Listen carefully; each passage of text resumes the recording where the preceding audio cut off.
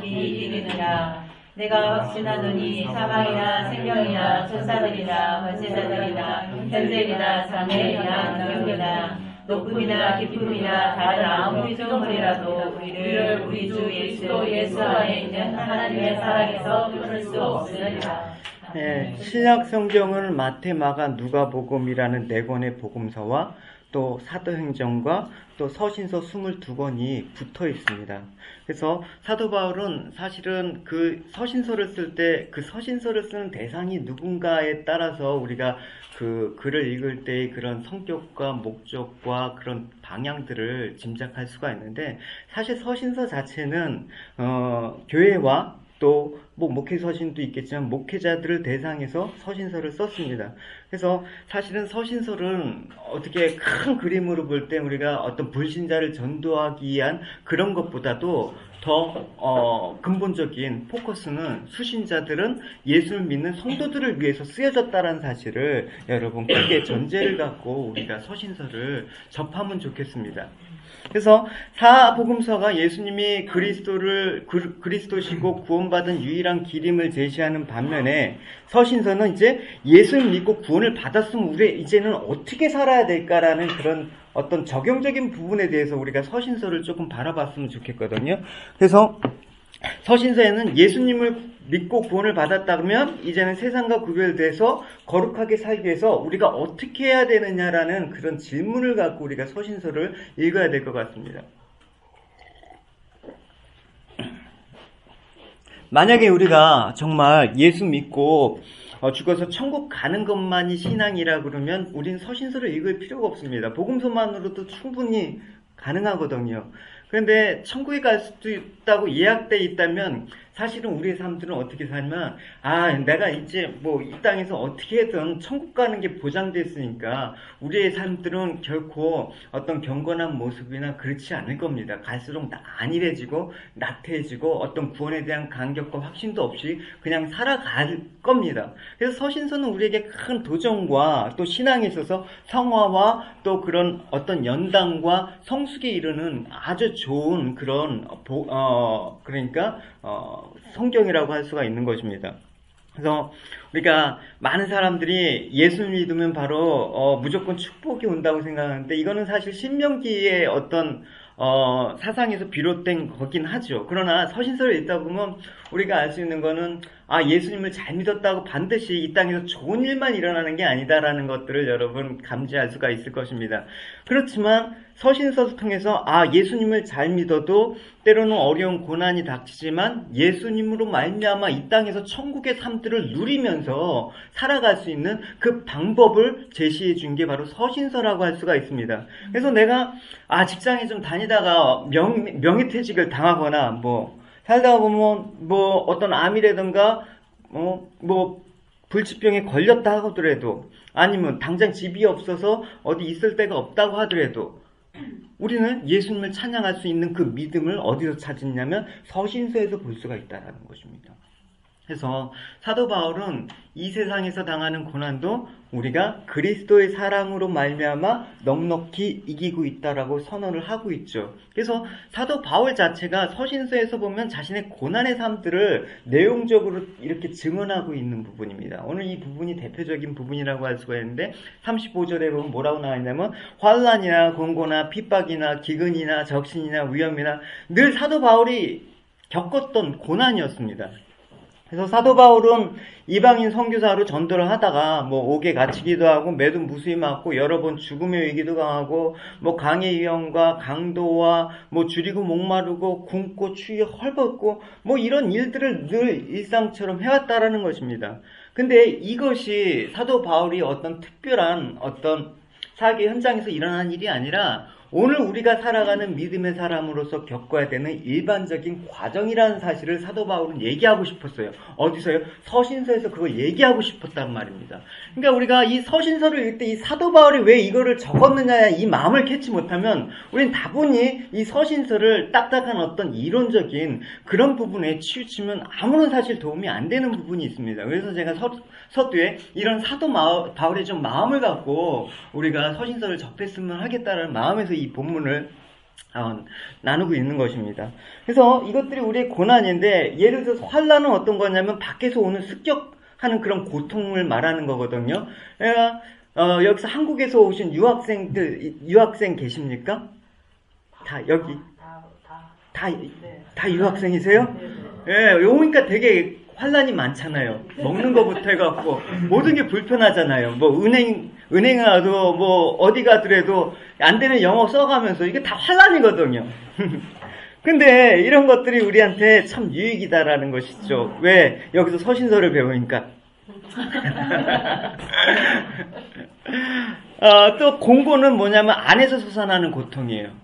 그러니까 여러분, 이 공부를 하면서 안에서 되게 내적 갈등이 있잖아요. 내가 정말 주님이 주신 비전 갖고 여기까지 와갖고 이렇게 했는데, 사실 한 학기 동안 공부해보면, 내가 이거 하기 잘했다라는 지체도 있을 것이고, 아니면 이걸 내가 왜 했지? 이걸 내가 해서 뭐하지?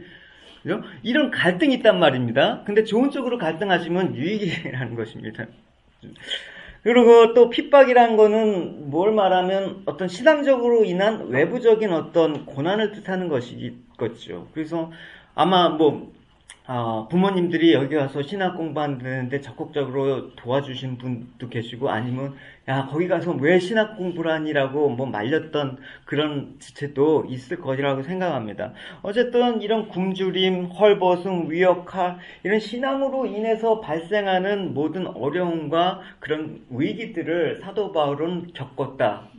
즉 말하자면 너희가 성도라면 너희도 겪어할 내용이라는 것을 오늘 얘기해주고 있습니다. 그래서 성도를 가리켜 사도 바울은 뭐라고 얘기하면 36절에 보면 우리가 도살장에 끌려가는 양 같은 처지에 있다라고 오죽하면 그렇게 비유를 했겠습니까?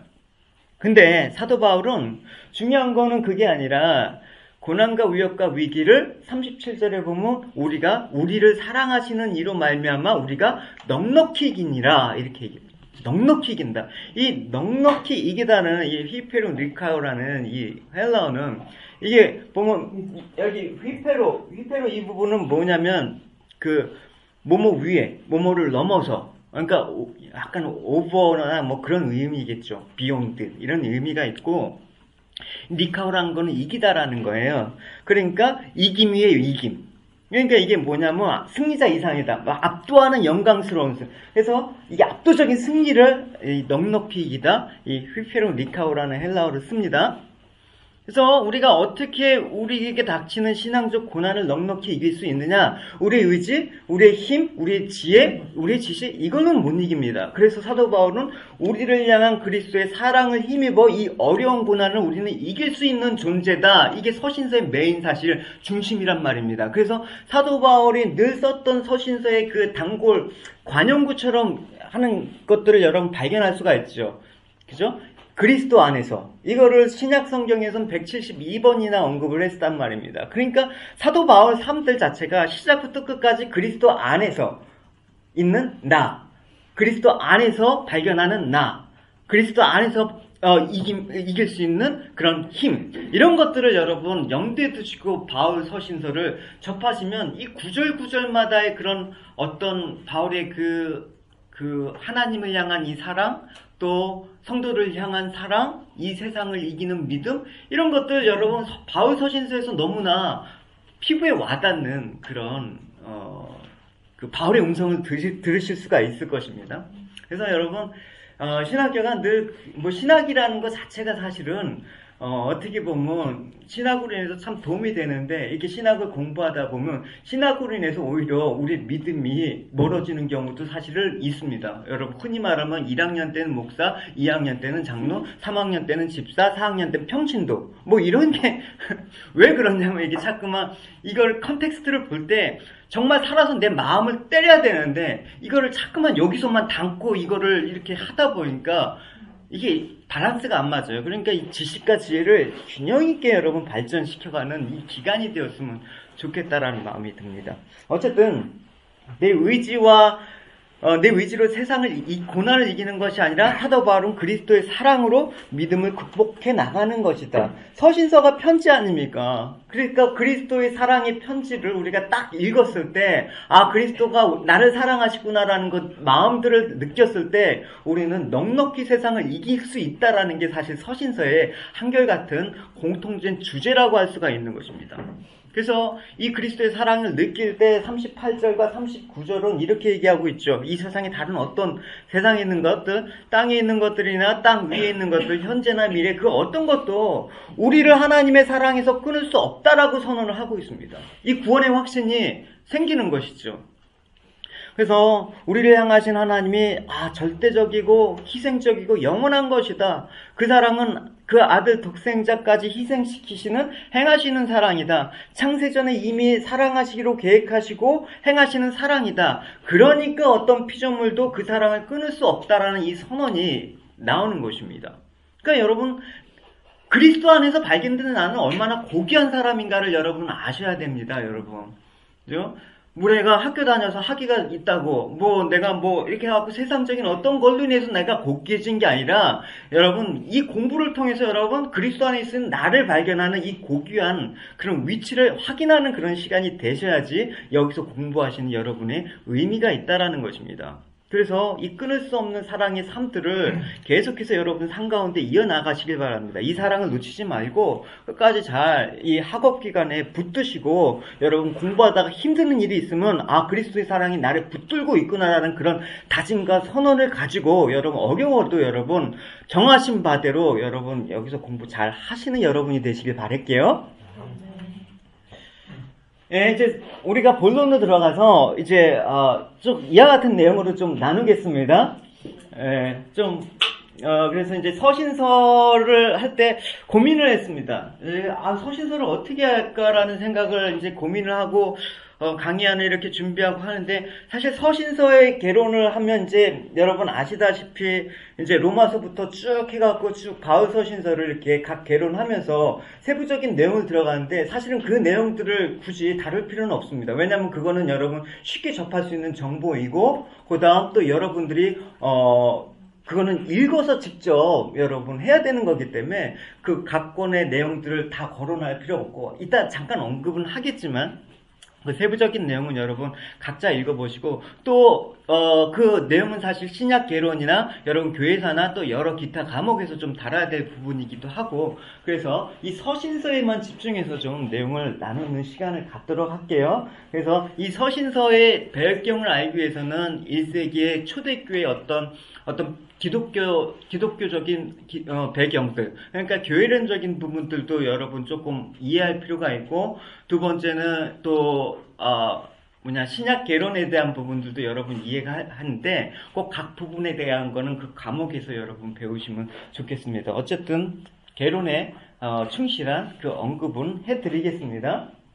그래서 서신서의 명칭과 양식과 또 문학적인 성격과 구분, 또 기록 과정, 또 복음서와 서신서의 관계, 그리고 바울 서신의 수집 과정과 그 순서, 또 다음 신학적 윤리적 가치, 바울 서신서의 주요 주제, 인간론, 교회론, 율법관, 또 뭐가 있죠? 또 종말관, 또 성령론. 이런 것들이 이제 바울 신학에 녹아져 있거든요. 그런 부분들을 언급을 할게요. 그래서 이 서신서에 나타난 바울 신학을 통해서 우리가 구체적으로 어떻게 적용할 것인가 그 부분들은 이제 오늘 강의 시간에 나누도록 하겠습니다. 그래서 이 내용을 다 다루기 위해서는 상당히 좀 바쁘게 여러분 나가야 될 것 같습니다. 그래서 제 어떤 개인적인 어떤 경험이나 이런 것들은 생략하기로 하고 본문의 내용을 나가도록 하겠습니다.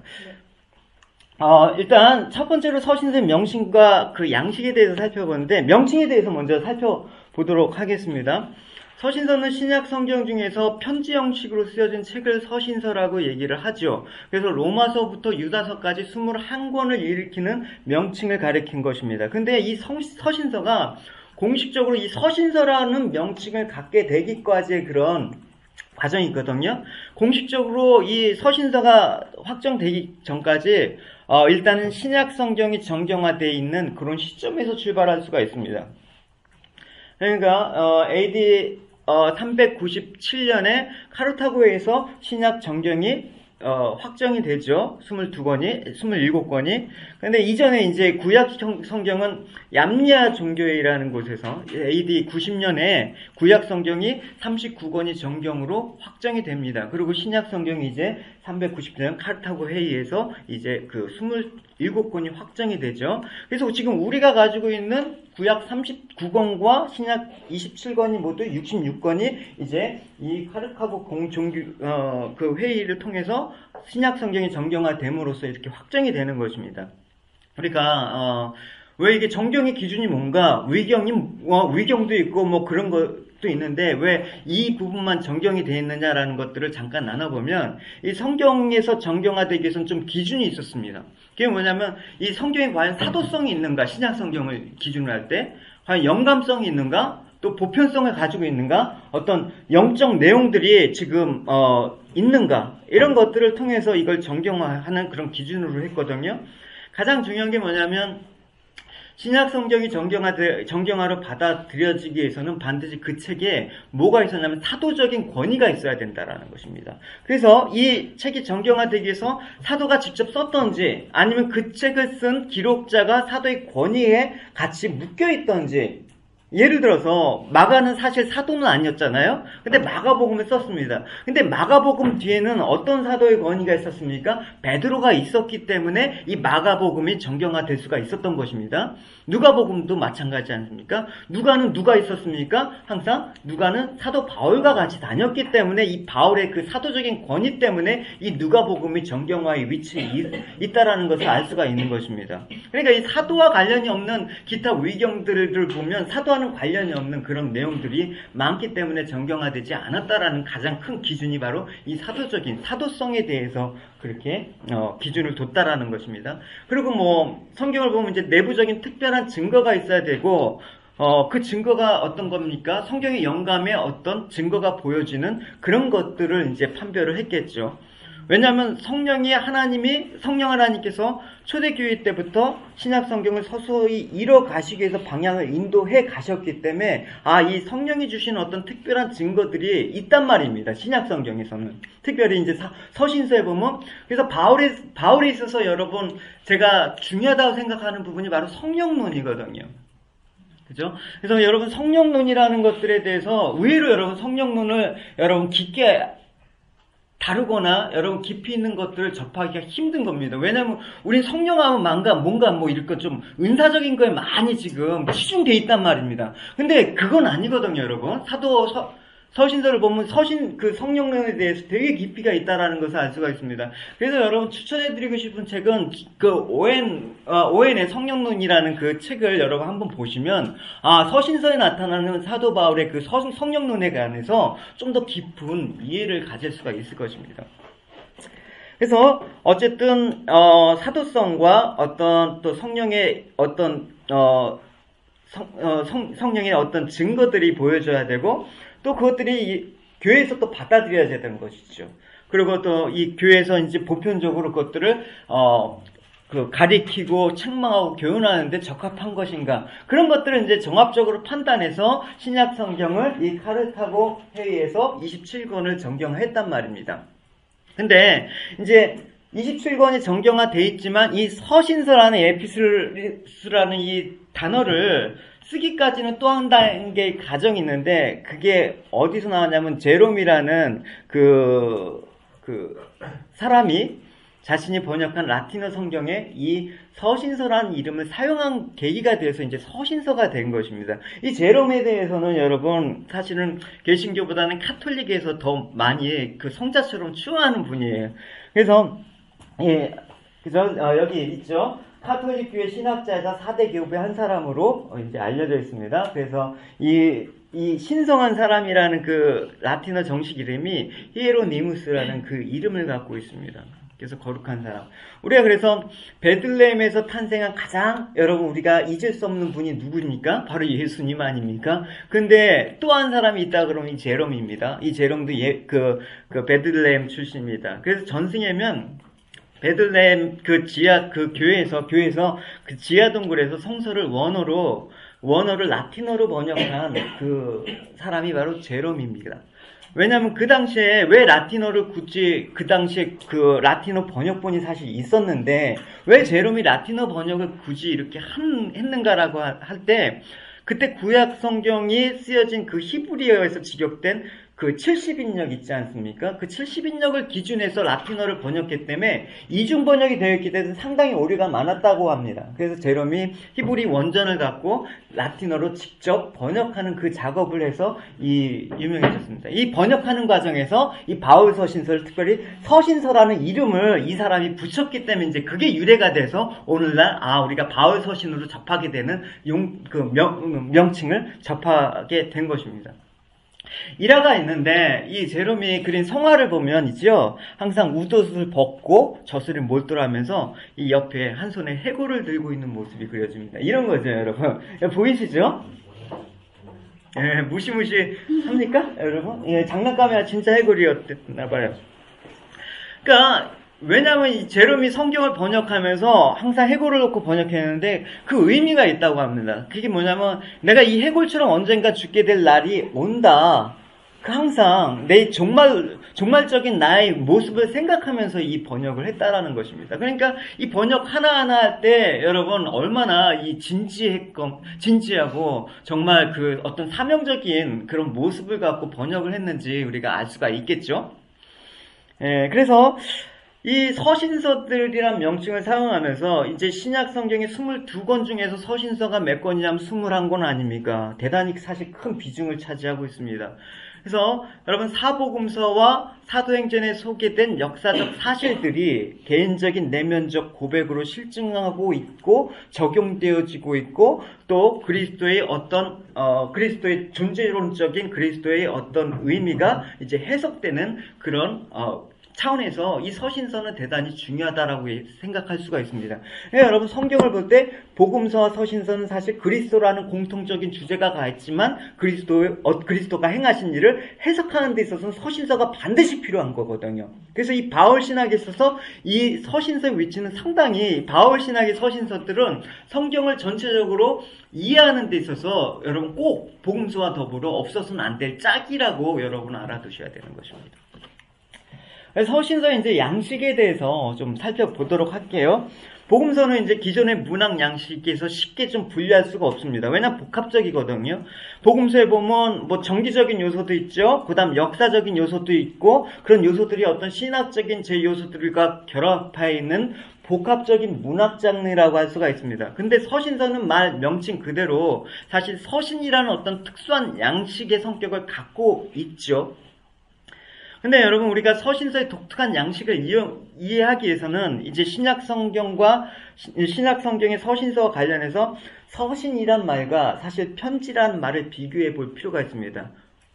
신약 성경에 쓰여질 당시 서신을 쓰는 그 일반 형식에 대해서 우리가 좀 알아봐야 된다는 필요가 있는 것이죠. 이거는 약간 교회사적인 어떤 배경이 필요한 부분이기도 합니다. 원래 신약에서 우리가 서신이라고 해당하는 이 헬라어 에피스틀레는 편지로 번역되어 있습니다. 레터로 번역되어 있단 말입니다. 대부분 성경에서 보면 서신이라는 명칭보다는 편지로 번역되어 있을 것입니다. 내가 이 편지를 나 더디어 주 안에서. 그렇죠? 이 편지.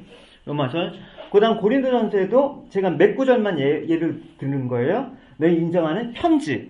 다 편지로 번역되어 있습니다. 네.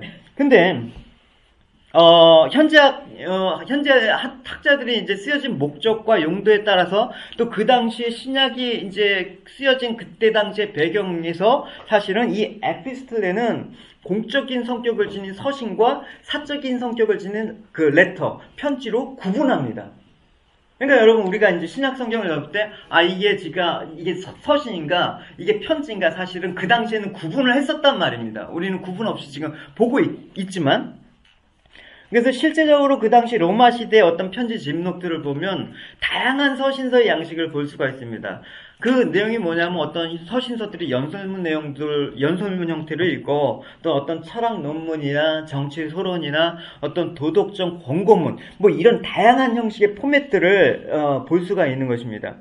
그래서 이런 종류의 서신서들은 편지보다는 사실은 더 공적인, 편지는 좀 개인적인 얘기들을 많이 담아있는 성격이라고 얘기하지 않습니까? 여러분, 저 같은 경우는, 제일 난감했던 게, 제가 이제 교제했던, 자매가 있었습니다. 그 자매가 지금 제 아내인데, 군대 있을 때 편지가 왔을 때 고참들이 그 편지를 보여달라고 했을 때 제일 난감해요. 그거 되게 사적인 거 아닙니까? 근데 군대라는 이유 때문에 그게 서신, 공적인 회람용이 됐단 말입니다. 그래, 근데 구별이 돼야 되는 것입니다. 그래서 이 서신이라는 것은 사실은 어떤 사적인 편지와는 달리 더 광범위한 독자층을 위해서 공포나 회람된 목적으로 한 게 서신이라는 것입니다. 그래서 제가 군대 갔을 때 사적인 편지는 서신서가 돼버렸습니다. 공적으로 이렇게 회람이 되는 바람에. 그래서 신약 성경의 서신서 역시 사실 개인적이기보다는 공적인 성격이 강하기 때문에 서신이라고 부르는 게 사실 더 합당합니다. 그래서 우리가 사도 바울 서신이라고 하지 사도 바울 편지라고는 잘 하지 않는 이유가 바로 이런 백그라운드에서 출발하는 것입니다. 근데 이제 보면 가장 개인적이라고 할 수 있는지 서신서라고 생각한다고는 이제 빌레몬서 정도 들 수 있는데, 빌레몬서의 그 수신 보면 어떤 오네시모와 그 빌레몬의 그런 관계에 있어서 되게 개인적인 어떤 성격의 편지잖아요. 근데 그 빌레몬서조차도 어떤 내 집에 있는 교회, 이 공적인 요소를 포함시키고 있단 말입니다. 그래서 서신서라고 얘기하는 그런 이유가 있단 말입니다. 그래서 그죠? 지금 계속 넘어갔네요. 이런 겁니다. 그래서 빌레몬서 보면 여기 있잖아요. 내 집에 있는 교회에게 편지하노니, 되게 개인적인데도 어떤 공적인 목적을 지금 부여하고 있단 말입니다. 이게 바로 서신서의 특징이다라는 것을 여러분 기억을 하시면 좋겠습니다.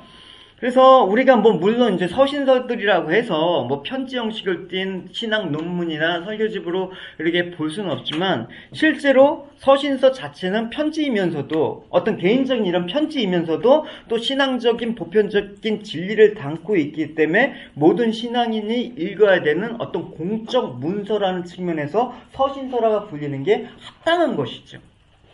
근데 여러분, 우리가 사실은 서신서와 편지를 구분하는 건 학문적 입장에서 시도가 되는 것 뿐이지, 우리가 굳이 성경을 읽을 때 이걸 왜 편지? 이건 서신 이렇게 구분할 필요는 없습니다. 여러분, 여러분, 여긴 신학교니까 이제 그렇게 좀 알아둘 필요가 있기 때문에 그런 것이죠. 여러분, 이제 서신의 성격을 봅시다.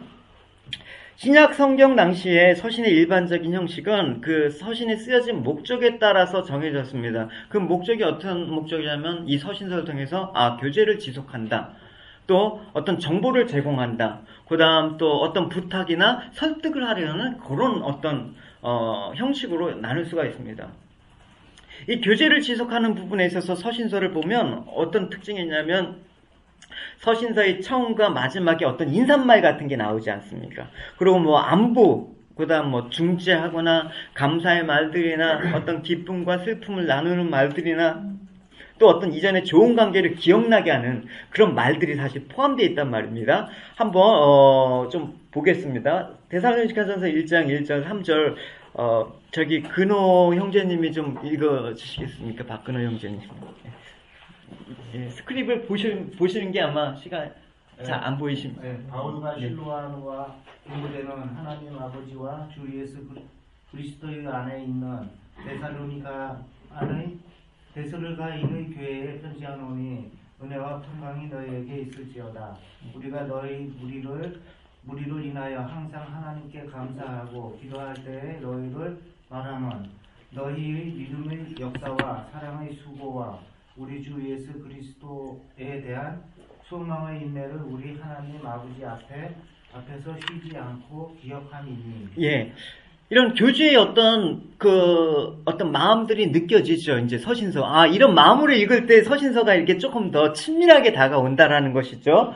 빌레몬서에서도 아까 잠깐 본 것처럼 이런 개인적인 어떤 부분들, 교주의 차원에서 나눈 그런 부분들이 있습니다. 그다음 이제 요한이서 같은 경우도 해당되겠죠. 요한이서 우리 뭐 다 읽을 수는 없지만 한 번씩 이렇게 읽었으면 좋겠습니다. 이현숙 자매님 읽어주시겠습니까? 내가 너희에게 쓸 것이 많으나 종이와 목으로 쓰기를 원치 아니하고 오히려 너희에게 와서 연대하여 말하려 하니 이는 너희 기쁨을 충만케 하려 함이라. 택하심을 입은 내 자녀의 자녀가 내게 문안하느니라. 그래서 이런 서신서의 목적들이 사실 있단 말입니다. 서두와 마지막에. 그래서 그다음 뭐 요한 3서는 사랑하는 자 내용은 잘된 것이 내가 범사에 잘되고 강건하기를 내가 강구한다. 이런 식으로 쭉 안부를 묻거나 어떤 그렇게 당부의 이런 교제의 목적에서 이런 서신서들을 분류할 수가 있습니다. 그다음 아까 그 분류한 것 중에서 또 어떤 겁니까? 정보를 제공하는 목적에서 분류하고 있습니다. 근데 특별히 이제 이 정보를 제공하는 어떤 요청하는 데 있어서 여기 보면 특별한 관용 어구들이 좀 사용되어 있는 것들을 좀 볼 수가 있습니다. 뭐냐면 어떤 무엇을 사도 바울이 소개할 때는 너희가 모르기를 원치 아니한다. 뭐뭐에 대해서 뭐 이런 상투어가 사용됐습니다. 그리고 또 무엇을 요청할 때 내가 너희를 권하노니 뭐 이런 식으로 사용하고 있기도 하고 또 어떤 용건을 말할 때는 뭐가 가리로다 뭐 이런 식으로 사용하고 있다라는 것을 알 수 있습니다. 여러분 한번 보실게요. 그죠? 이거 같은 경우에도 이제 뭔가 소개한다라는 그런 뉘앙스가 강하죠. 왜냐하면 형제들아 내가 여러 번 너희에게 가고자 한 것을 너희가 모르기를 원치 아니하노니 뭐 이런 관용어구가 사용되어 있단 말입니다. 그 다음 또 보면 너희 쓴 말의 뭐뭐에 대해서는 이런 것들 그죠? 그 다음 너희 형제 사랑에 관해서는 이렇게 이런 구절을 찾아볼 수가 있습니다. 그러니까 바울서 신서를 읽을 때 여러분 이런 것들을 꼼꼼하게 읽으시면 여러분 어떤 문맥에서 나오는 어떤 되게 영감적인 부분들을 묵상하실 때도 되게 도움이 됩니다. 그 다음 이제 요청하는 의미에서는 내가 너에게 권하노니 이게 뭐예요? 내가 너에게 부탁하노니, 요청하노니, 뭐 이런 뉘앙스가 있겠죠. 그러니까 이 사도 바울이 얼마나 정중하게 너희들한테 너희들이 꼭 이렇게 해야 된다는 것들을 적용적으로 우리가 볼 수가 있는 것이죠. 그 다음 뭐 용건을 말하는 뭐 가리렀다, 뭐 이런 식으로 이렇게 관용어구를 사용하는 그런 부분에서 이 정보를 제공하는 그런 어떤 서신서의 모습도 볼 수가 있습니다. 그 다음 또 어떤 서신서 형식이냐면 부탁이나 설득하는 거. 예. 그러니까 뭐 설득이나 부탁을 한 편지일 경우에는 어떤 되게 법적인 어떤 그죠? 특별히 이제 로마서 보면 그런 것들이 여러분 강하게 느끼잖아요. 어떤 토의적이나 수사학적인 색채가 현저하게 두드러지게 나타나는 그런 부분입니다. 대표적인 서신서가 뭐냐면 로마서와 고린도 전후서가 되겠네요. 그래서 또 갈라디아서도 될 수가 있겠습니다. 그래서 이런 식으로도 편지의 형식에 따라서 이렇게 세 가지로 볼 수가 있다라는 것들을 여러분 살펴보았습니다.